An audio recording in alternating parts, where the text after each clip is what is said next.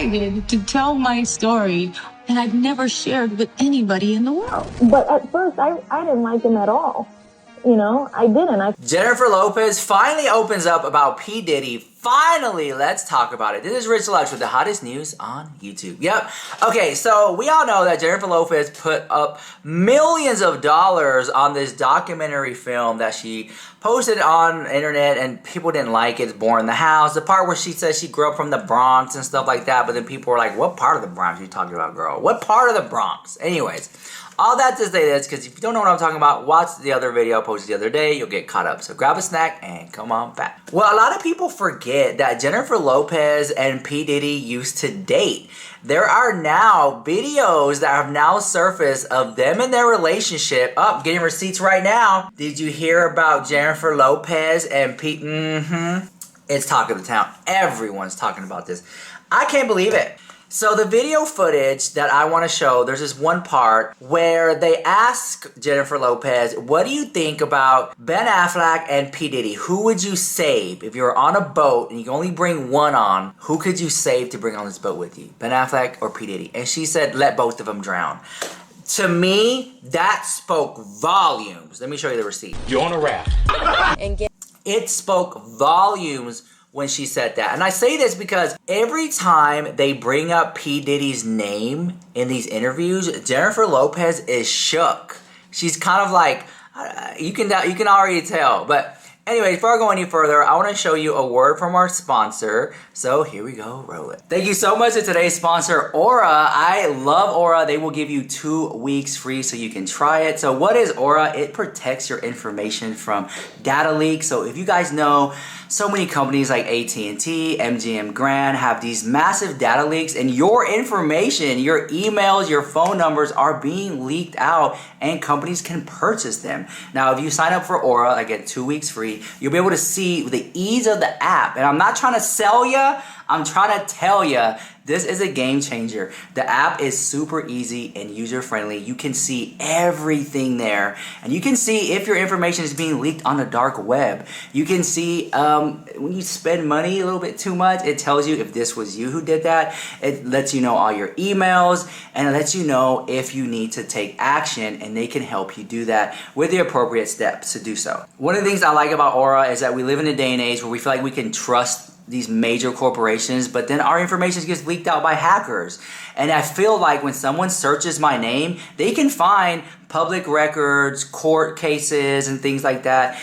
With Aura, you will be protected. So definitely check out Aura with super ease. I get 2 weeks free. They have a monthly membership. They have a yearly fee that you can pay for. I think it's really worth it. And I feel like every one of you guys who really care about your identity, care about your personal information for your family and loved ones, definitely check out Aura and give it a try. Again, I'm not trying to sell you. I'm trying to tell you this is one of really, really great services. And compared to the other services I've seen out there, Aura has it locked in place with the ease of use of the app. You can literally monitor your whole entire personal information through an app. You can see it because it wants to know your social security number.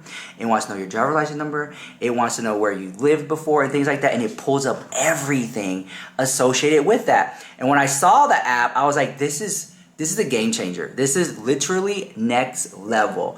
So definitely check out Aura. I'm not gonna steer you wrong. I really think you're gonna like it. Protect your information, protect those loved ones' information from those creepy people out there and those shady companies. So definitely check them out. And also, like, do you guys remember when you go to the mall and it's like, you can win a car, just sign up with your first name and your email, and then next thing you know, you get all this spam?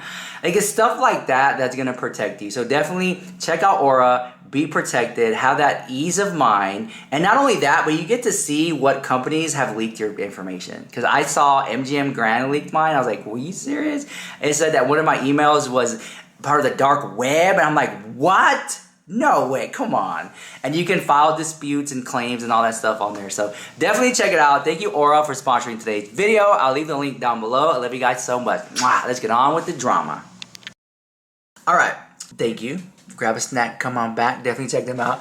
Alright, anyways, all that to say this, Jennifer Lopez seems very nervous when people bring up P. Diddy in interviews. Now, I've heard from some insiders that some of the press that she's been doing lately, she is telling people don't bring up Sean Combs. Don't bring it up. And a lot of people are respecting those wishes and they're not bringing up because listen, if they bring up Sean Combs and she said not to, she's gonna, one, avoid the conversation. She's gonna say, I'm not here to talk about that. I'm here to talk about my movie, my book, my music, whatever. And then two, she can just walk out of the interview. And three, she'll never come back because you can't be trusted and you can't respect people's boundaries. So we won't hear anything anytime soon about her and P. Diddy. But the fact that she used to date P. Diddy and the fact that in her movie that she put out herself, she said that it was very hard for her. You're getting receipts right here. Did you see the part of the movie? The part of the movie where Jennifer Lopez says that it was very hard for her to talk about these things because the relationship was very bad. What P. Diddy did to Cassie and ruffle her up, I think he also low-key, in my opinion,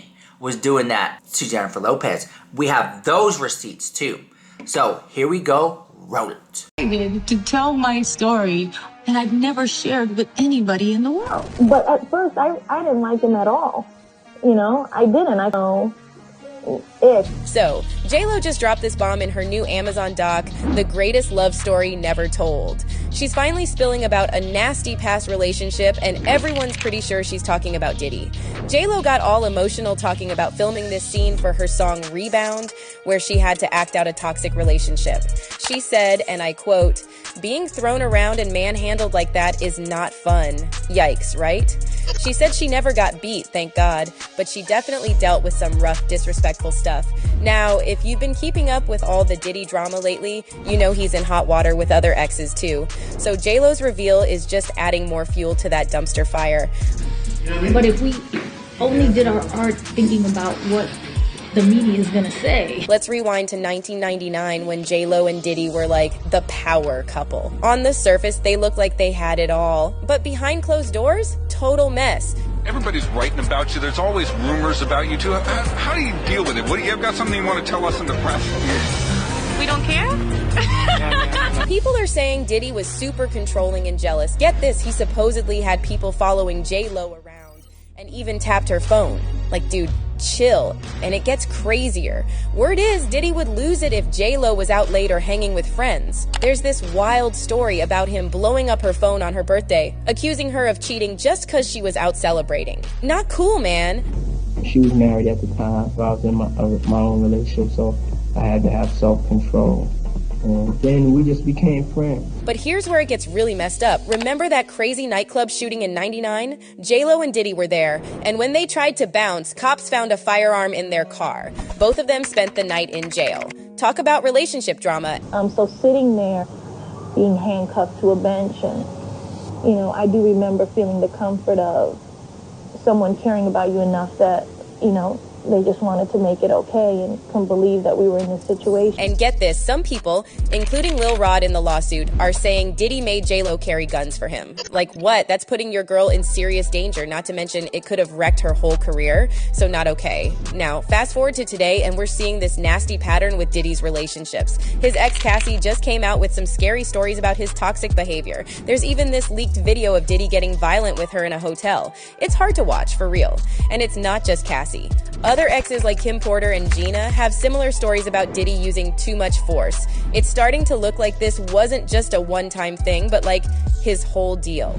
He was like always belittling me and always like he was like mentally, emotionally, and physically me. Now, you might be thinking, why didn't J-Lo speak up sooner? Well, it's complicated.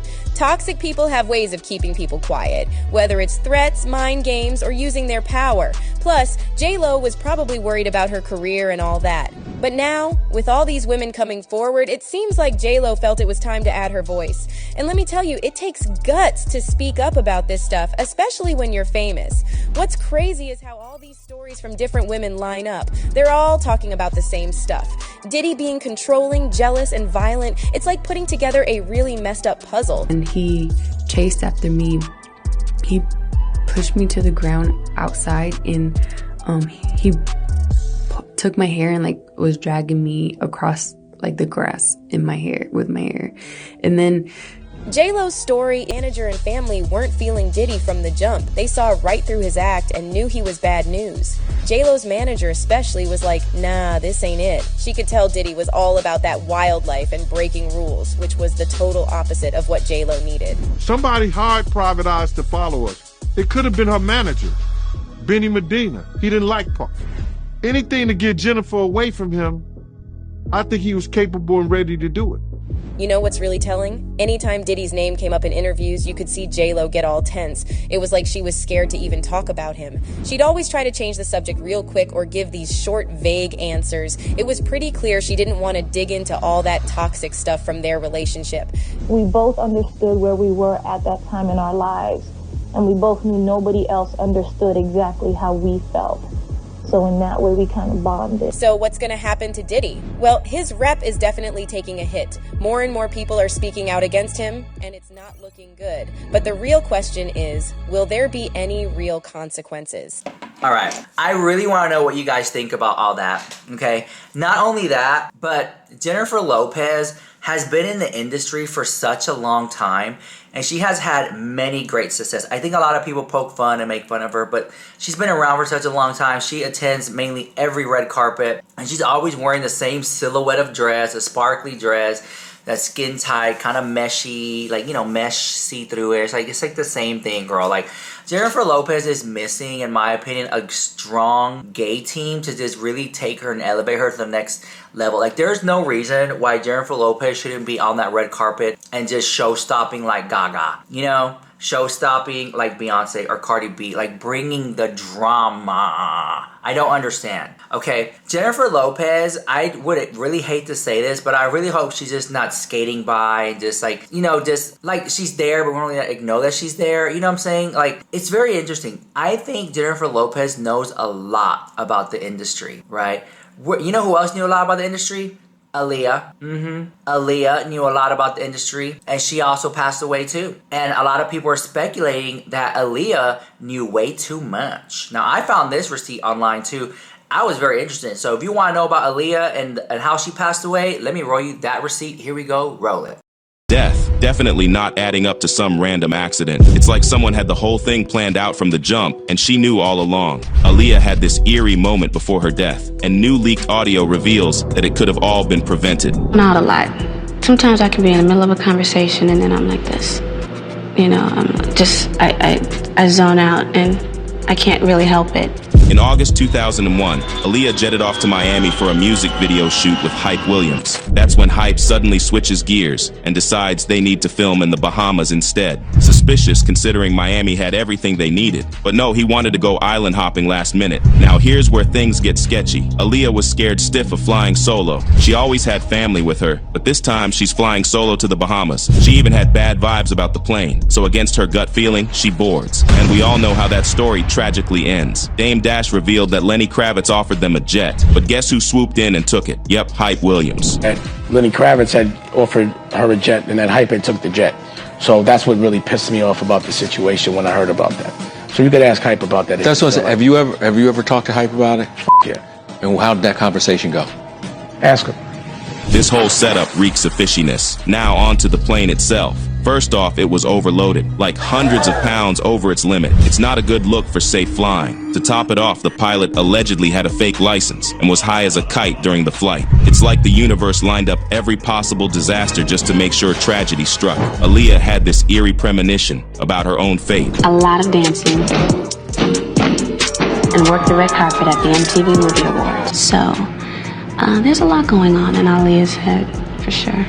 Just before the accident, she talked about a dream that seemed to eerily predict what would happen. She talked about this wild dream where she's flying away from danger, feeling weightless and untouchable. But hold up, she also mentioned feeling alarmed by it. It's like she knew something big was brewing. It's dark in my favorite dream. Someone is after me, don't know why. I got fear. Then suddenly I lift off. I fly away, far away. How do I feel now? It is like swimming in the air.